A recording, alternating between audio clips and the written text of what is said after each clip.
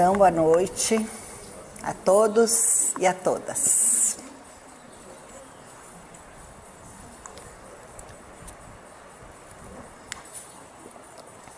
Me mandaram ficar quietinha aqui por causa da aparelhagem, eu quero ver se eu consigo.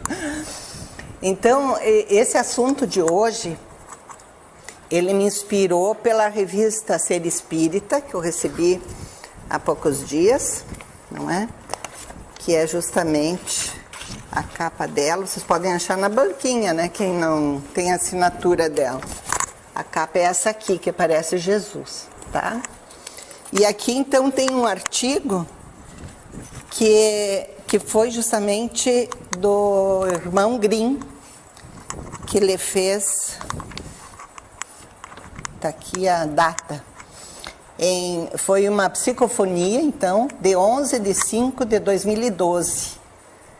Mensagem do Espírito Antônio Grimm, psicofonada pelo médium Maurício Rodrigues da Cruz. Eu achei muito interessante porque ele, que não vem com a história, com a historiografia de Jesus, e sim justamente essa pergunta: quem foi Jesus Cristo? Então vamos agora fazer uma reflexão sobre o assunto. Aqui então está mais ou menos a resposta, depois nós vamos vendo no decorrer da preleção. Então, ele foi o núcleo de todos os revolucionadores e responsável por romper as estruturas que até então tinham sido formadas. Já tentaram copiá-lo, mas nunca ninguém conseguiu igualá-lo. Eu acho interessante isso tudo, porque as pessoas ficam naquela dúvida, mas é Deus, né? Geralmente por umas religiões que estão aí, né?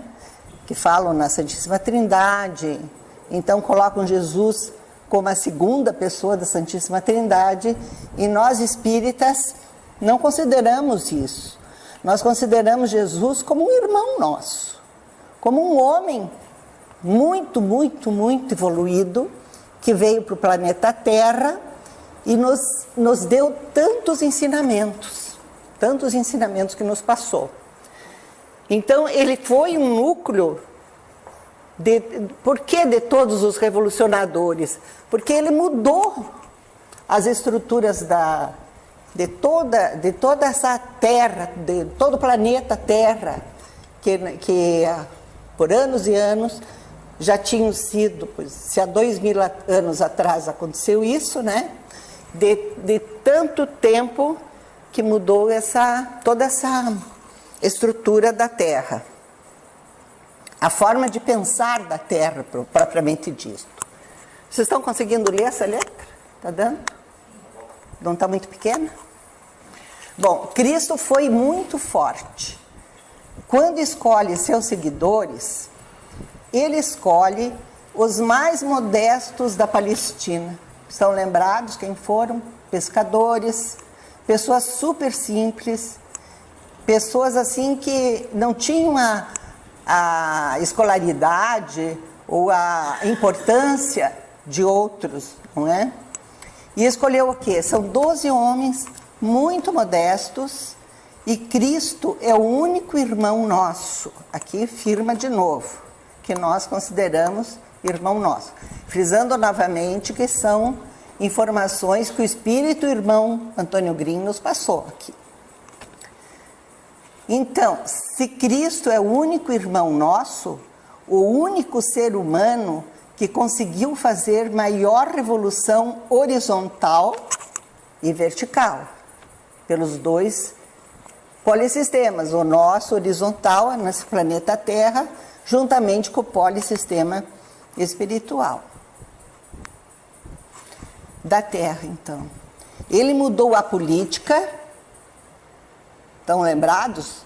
De toda a parte política que ele colocou, não é? Justamente quanto aos romanos, quanto aos judeus, não é?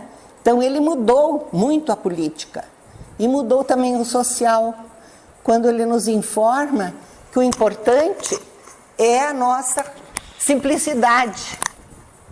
Não as grandes glórias, as grandes atuações, e sim a simplicidade, o simples, o humilde.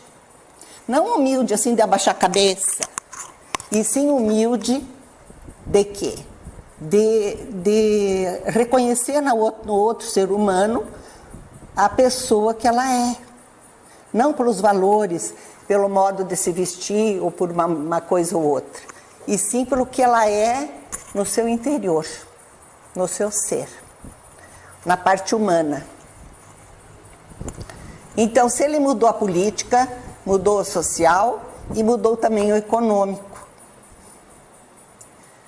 De todos esses sentidos. Mudou também o cultural. Como a cultura mudou de lá para cá. E continua mudando. Ele é o maior pensador da Terra. Os seus seguidores, e particularmente os seus seguidores, no caso, né, repetindo, mais íntimos, como os 12 apóstolos, foram massacrados, presos, torturados. Todos nós sabemos e lembramos de todas as dificuldades, de todas as perseguições que os apóstolos passaram. Inclusive o próprio Paulo, que não era primeiramente dos 12 apóstolos, e sim foi depois, que foi também muito torturado. E o próprio Pedro, apóstolo Pedro, pediu na hora da crucificação que não fosse crucificado com a cabeça para cima, e sim com a cabeça para baixo, para se diferenciar de Jesus, porque ele não merecia a morte igual. Queria ser diferente nesse sentido, porque ele não estaria na altura disso. Então, nós vimos aqui que eles foram massacrados, presos e torturados. Mas não pararam de fazer a difusão de sua doutrina. Nenhum abaixou a crista e se entregou ao desespero ou se entregou ao medo.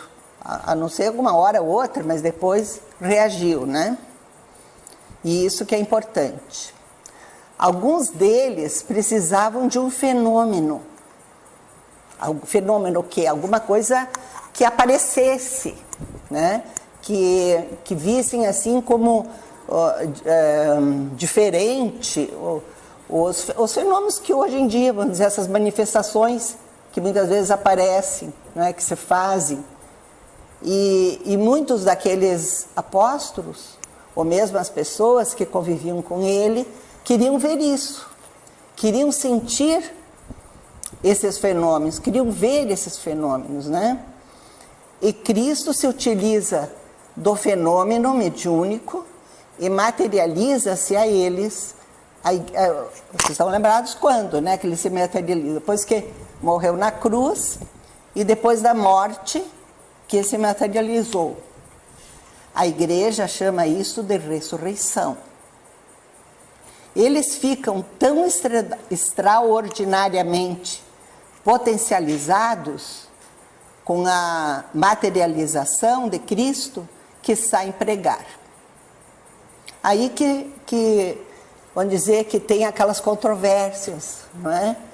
Que apareceu o Espírito, né? Lembram de todas, né? Aquela parte do cenáculo e tudo que então o irmão Grimm ele simplifica tudo isso e considera como uma materialização, vamos dizer, se materializou. E mesmo os espíritos podem fazer isso. Os nossos mesmos mentores espirituais fazem isso. E muitas vezes dizem, meu irmão Grimm, muitas vezes em aula falou para nós, que eu estava presente em aula em Curitiba, e ele nos dando aula, falou que se ele quisesse, ele podia se materializar aí também, na sala de aula.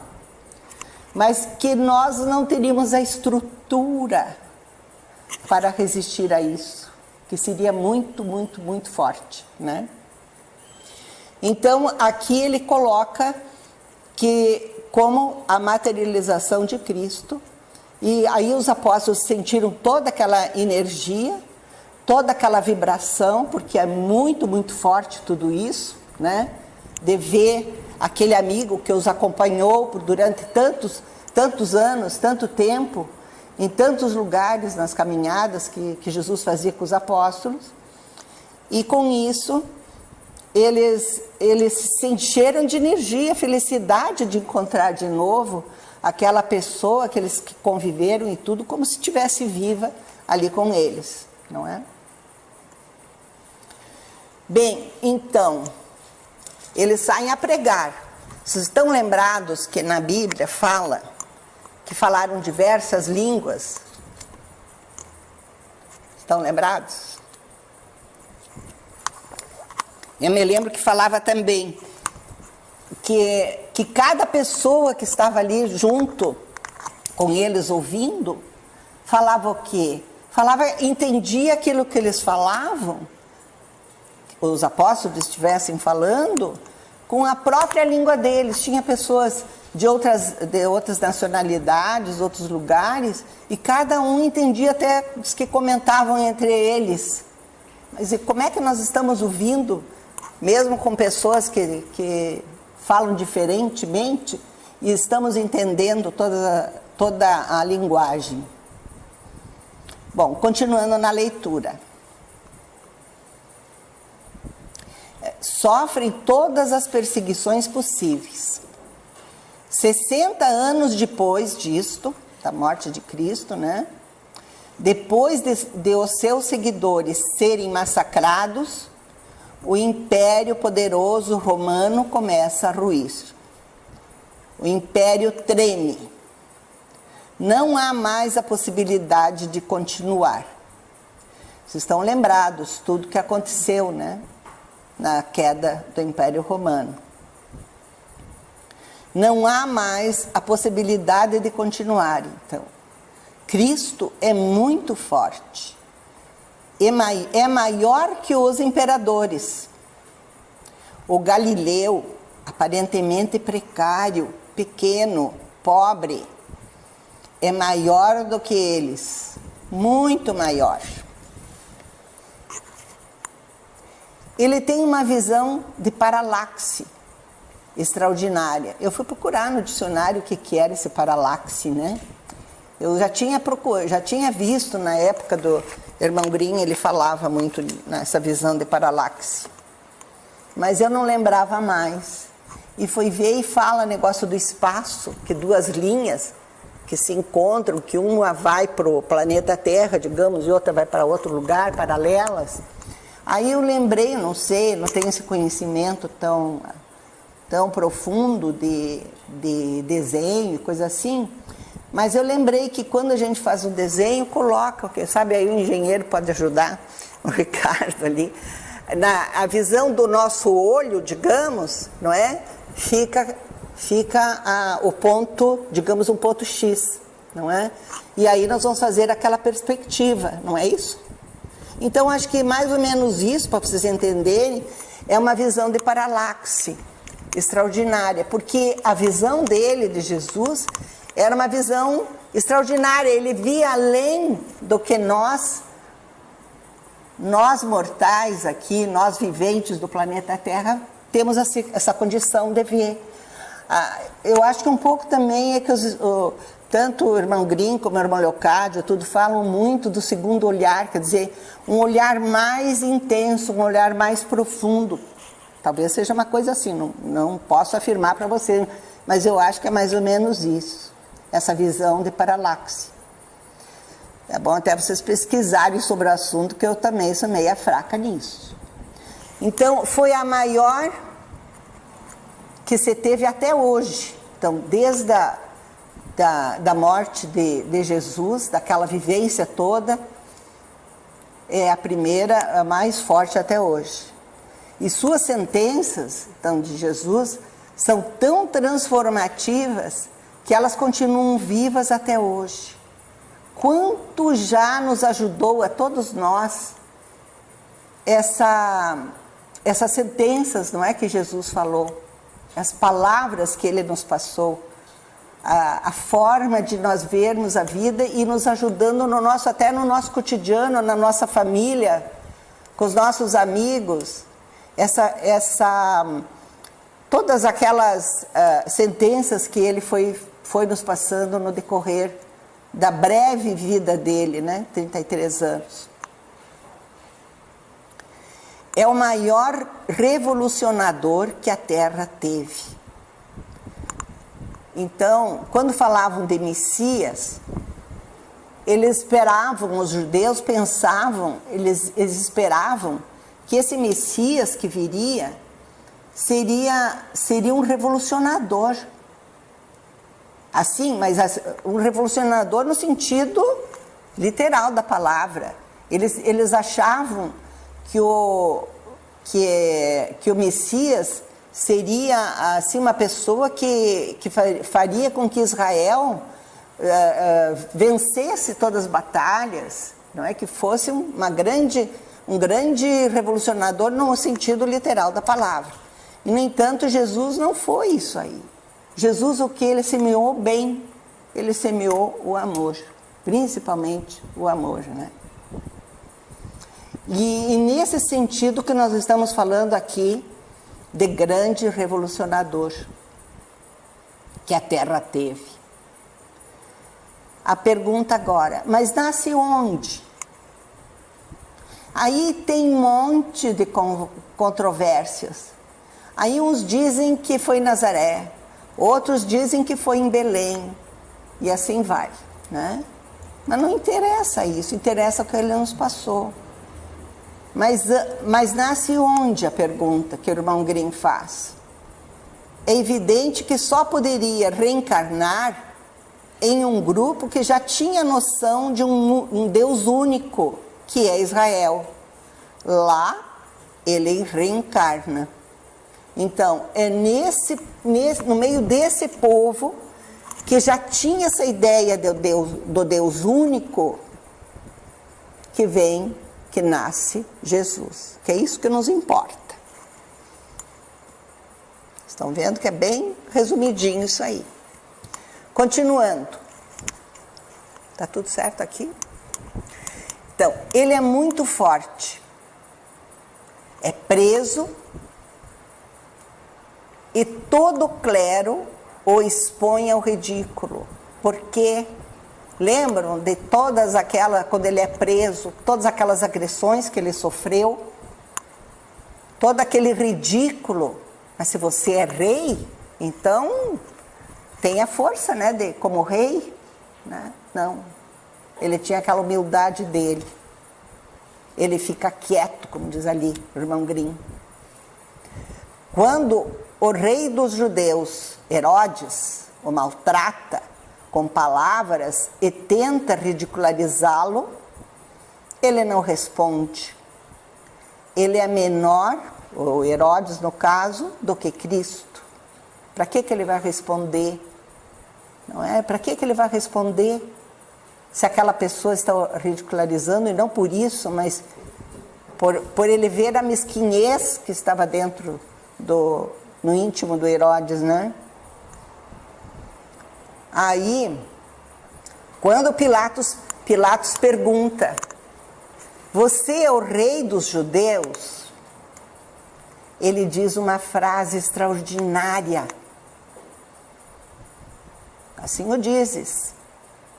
Tão simples, né? Tão curto e tão profunda.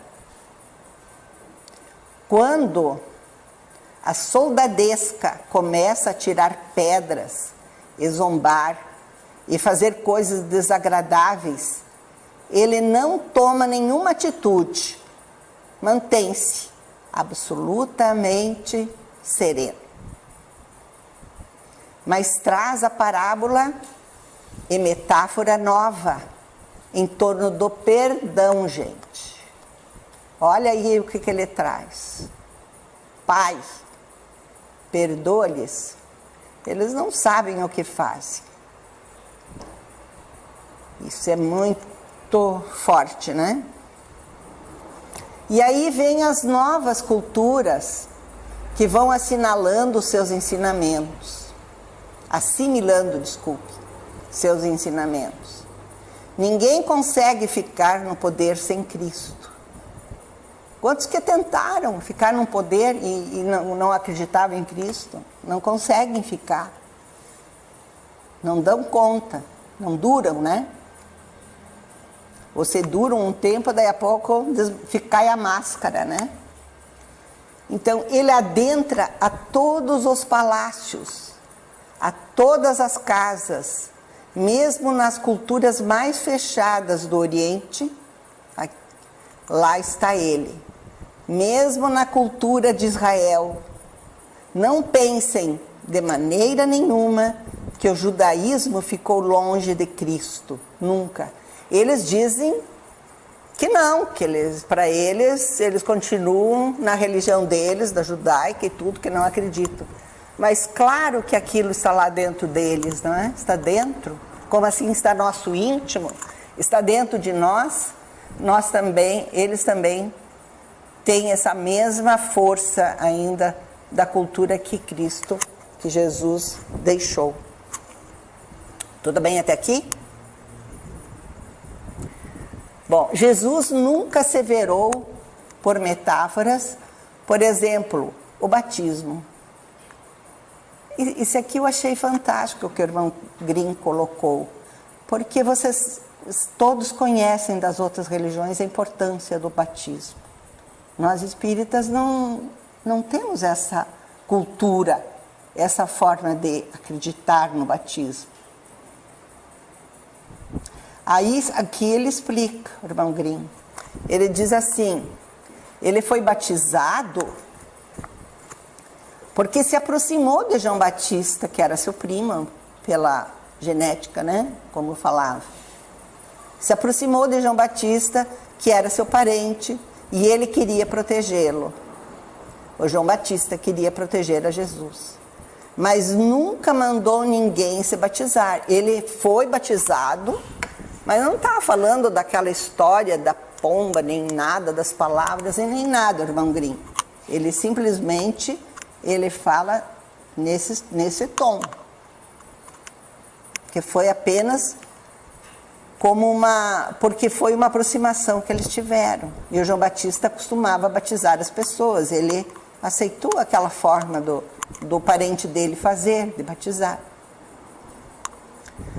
Outra coisa, nem levantou templos. Para que essas imensidões, essa fortuna que muitas vezes é colocada em templos, em igrejas, seja lá o que for, né? Fortunas que se gasta, para quê? Era muito melhor dar para alguém, não é? Do que ficar construindo tanta coisa. Teve um Papa, não sei se vocês estão lembrados, que me ocorreu agora, que não lembro, acho que foi João, acho que não foi João 23, não. Foi um Papa que eu acho que durou só uns 2 meses, né? Que logo morreu. Lembram? Que ele queria ocupar aqueles tesouros do Vaticano, estão lembrados? Como é? João Paulo I? Acho que não sei se 2 meses, mas foi pouca coisa, né? Pode ser que um pouquinho mais. Até surgiam uns comentários que ele tinha morrido envenenado. Nunca ficou provado nada, desculpe. Isso é fofoca minha. Não está nada escrito aqui. Nem precisa. Bom, então não levantou templos, nem criou imagens para serem veneradas, nem fez promessas. Que mania de fazer promessa, né? Para isso, para aquilo, para aquilo. Nem fez promessas. Falou única e exclusivamente sobre uma paralaxe nova, que estava um outro modo de ver as coisas, não é? Usou metáforas novas. Aqui, então, é mais ou menos isso, uma nova forma de ver, né? O seu evangelho é absolutamente de todos os tempos. Você vê que foi no ano que 2000 que começou, também a data é outra, Já foi até falado aqui, acho que para o doutor Tanuri, muito bem colocado, né, sobre a data de nascimento de Jesus. Mas que não venha ao nosso caso agora, que não é isso que nós estamos vendo. E sim, nós estamos vendo sobre essa época, né? Eu vou ler aqui de novo, senão eu me perdi. O seu evangelho é absolutamente de todos os tempos. Aí que eu parei, né? Por quê? Porque ele, desde aquela época, do início do ano 2000, digamos, não sei certo bem o início, mas desde aquele início até nos dias de hoje, que nós estamos em 2014, né? Todo esse tempo, né? O Evangelho, ele continuamos a crer em Jesus, não é? Ou a maneira que ele pregou para nós todos. Nenhum é o maior revolucionador da Terra, né? Nenhum dos grandes revolucionadores teria acontecido sem Jesus. Claro, porque a partir dele, quantas pessoas resolveram mudar quanta coisa, né? Revolucionaram quanta coisa. Não no sentido de guerra, mas no sentido de transformação. Eu não tinha lido isso aqui não, né? Hã? Não estou repetindo, né? Estou? Não, aqui continua. Então ele é o núcleo de todos. Ele revoluciona horizontal e verticalmente. Todas as estruturas antigas quebram e novas estruturas começam a surgir. Ele é o grande revolucionador, o grande irmão nosso. Isso aqui eu achei maravilhoso. Irmão nosso. O homem forte da terra.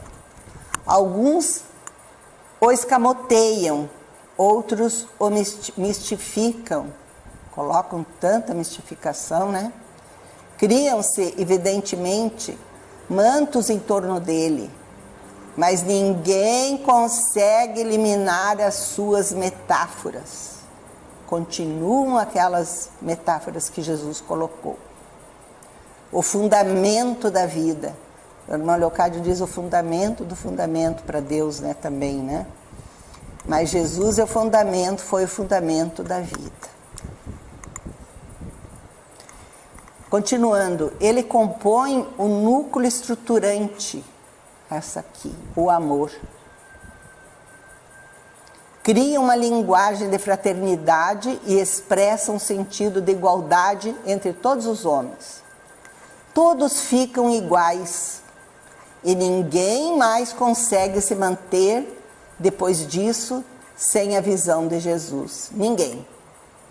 Não há nenhuma religião e nem outro processo em que ele não esteja presente.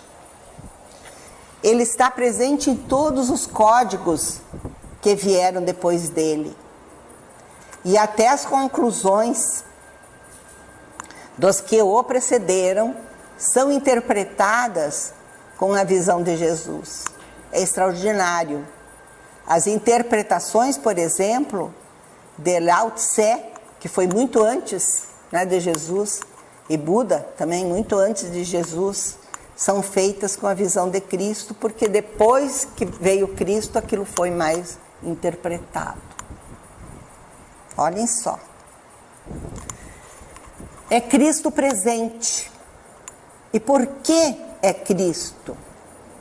Porque na linguagem ele promove imediatamente o número e o numenal. Depois eu vou ler para vocês o que é o número, o númeno e o numenal. É muito forte. Basta lembrar-se dele para que o númeno se faça imediatamente uma chamada de extensão em todo o nosso ser. Só um pouquinho aqui que eu já vejo isso aqui para vocês. Vamos ver se eu consigo pegar um pouquinho mais da claridade aqui. Ó, númeno e fenômeno distinção presente no pensamento do filósofo Emmanuel Kant, né? Emmanuel, estava confundido com o nosso espírita, que entende que, pelas características humanas, não se tem acesso e como as coisas são em si mesmas. Isso é, a essência da realidade, númeno. Então, o que é o númeno? Essência da realidade.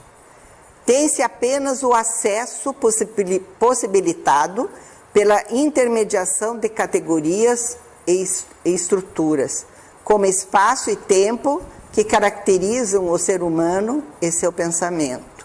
Vamos deixar aqui, porque senão fica muito demorado. O nosso tempo se esgota.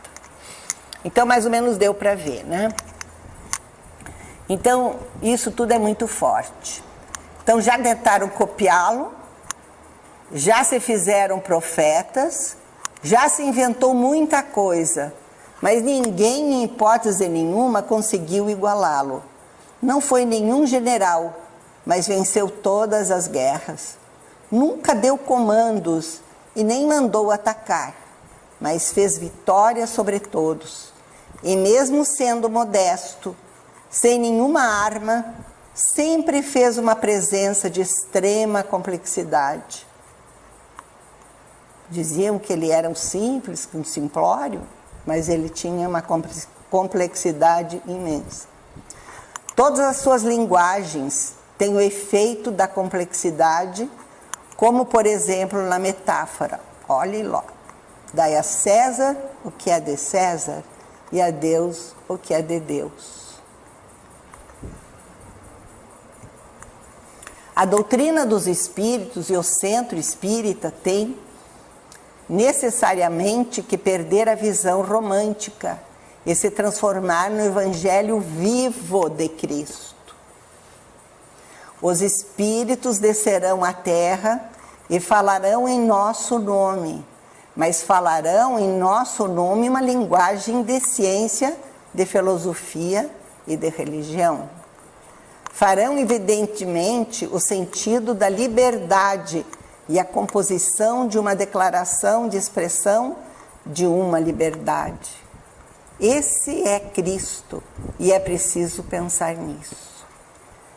Isso é que eu tinha que contar para vocês. Mas tem mais uma coisinha que eu achei num livro que eu já vou passar para vocês aqui, que eu achei bastante interessante. É bem só 2 parágrafos, bem curtinho. Cristianismo, a mensagem esquecida. Não sei se vocês já leram, é um livro de Hermínio C. de Miranda. Ele é muito científico, esse irmão Hermínio, ele é espírita. E é uma publicação da Casa Editora, o Clarim, em Matão, São Paulo, Brasil, 1988. Casualmente me veio o livro às mãos e eu peguei esses 2 parágrafos para completar essa parte aqui. Então diz aqui, foi na página 72. Ele não diz, se referindo então a Jesus, né, que é filho unigênito. Então não foi uma publicação dele dizer que ele era filho unigênito, dizer, o único filho de Deus, né? Mas inclui insistentemente todos os seres humanos na categoria de filhos de Deus. Então somos todos irmãos. Os exemplos são abundantes. Não há como duvidar de que essa foi a sua convicção. Para nós espíritas, né? Obviamente, ele fala da integração de seu pensamento, da sua vontade, no pensamento e vontade de Deus. Essa que é a integração. Talvez aquilo que o irmão Grimm fala verticalmente, né? Aqui veio por ordem e vontade de Pai, como filho, acho que aqui é do Pai que eu digitei mal, como filho e servo obediente, para cumprir uma tarefa missionária entre os seres humanos, seus irmãos. Aqui também o professor Hermínio também fala como seus irmãos. E ao ensinar a orar, construiu uma prece que começa com a inconfundível expressão: Pai Nosso. Não é meu Pai, é nosso, de todos. E ensina que a esse Pai devemos nos dirigir pelos caminhos da prece, que Ele não dará pedras a quem pedir pão. Lindo, né? Eu achei que completava essa parte que o irmão Grimm nos passou. E então era isso que eu queria trazer para vocês. Meu tempo deu uma passadinha aí, mas foi pouco. E espero que eu não tenha cansado e que vocês tenham entendido, embora que muitas vezes o irmão Grimm coloca algumas palavras como paralaxe, né? Palavras o fenômeno, né? Algumas palavras mais difíceis, mas vocês podem fazer a pesquisa depois e talvez até nos trazer um complemento sobre isso. Obrigado pela atenção de vocês.